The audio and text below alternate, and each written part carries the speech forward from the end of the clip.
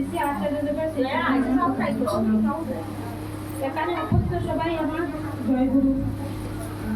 আমি তো ঠাকুরের কথা কি বলবো, আমি তো জানি না, আমি তো নিয়ে করবো, আমি কিছুই বলতে পারবো না। যে আমি এই নববর্ষে দেবঘর গিয়েছিলাম, আমার খুব ভালো লেগেছে। যেহেতু আমার বাবার বাড়িতে ঠাকুরের দীক্ষিত নয় ওনারা, তো আমার বিয়ের পরেই আমি দীক্ষাটা নিয়েছিলাম। তো আমার খুব ভালো লেগেছে, আমি দেবঘর গিয়েছি। তো আচার্যদেবের জন্য আমার মেয়ে একটা গিফট নিয়ে গিয়েছিল। নববর্ষের উৎসব প্রচুর মানুষ দেখেছি, হয়তো আমি আগে এভাবে এত মানুষ একসঙ্গে দেখিনি।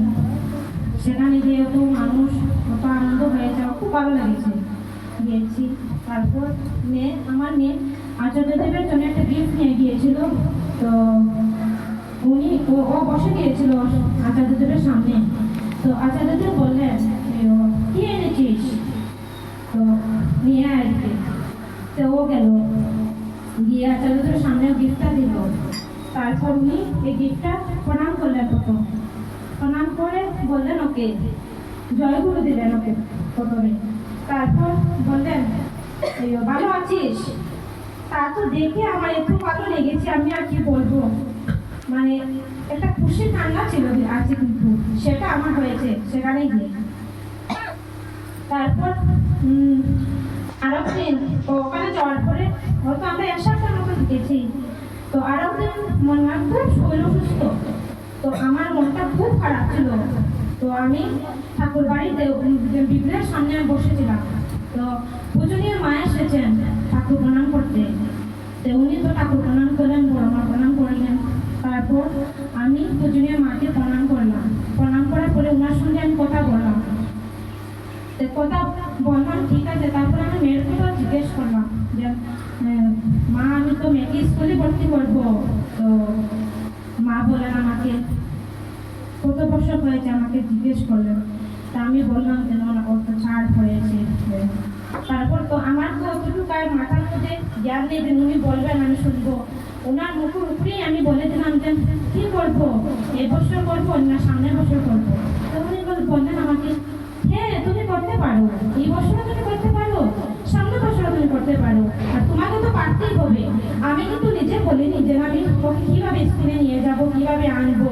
আমার মধ্যে একটা এমনিতেই মানে পারবো না বা কিভাবে করবো এটা থাকে আমার মধ্যে। কিন্তু উনি কিভাবে এটা বুঝলেন যে তোমাকে তো পারতেই হবে।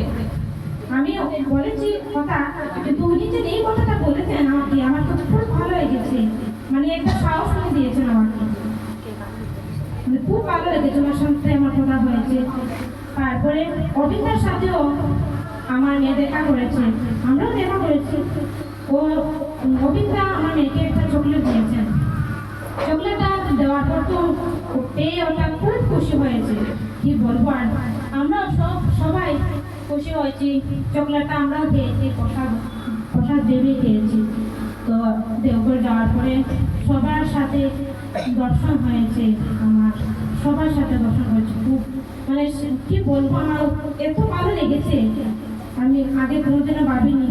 আর যেহেতু আমার বাবা দীক্ষিত না, তো যাওয়া হয়নি। এই যে মাতৃ সময় আমি এসি শ্রাবণ মাসে আমার বিয়ের পর থেকে। তো মাঝখানে একবার করোনা হয়ে গেল, তারপরে বন্ধু, তারপরে মেয়ে হয়েছে, তো একবার আসেনি। এই 2-3 বছর ধরে আমি আসছি, আমার খুব ভালো লাগে। হয়তো আমি গান বুঝতে পারি না, গান গাইতে পারি না, কিন্তু তাও আমি আসি। আমি মনে মনে ভাবি যে হয়তো একদিন আমি সবটা শিখে যাবো। আমার খুব ভালো লাগে, আমি আসি। তো দীক্ষাটাও আমার বিয়ের পরে আমার দীক্ষাটা নেওয়া হয়েছে। আর তো আমি কি বলবো, আমার তো বলার তো আর কিছু নেই। তো যিনি মাতৃসম্মেলন আয়োজন করেছেন, ওনার এবং ওনার পরিবারের মঙ্গল কামনা করে, পারিপার্শ্বিকের মঙ্গল কামনা করে আমি এখানেই রাখছি। জয় গুরু।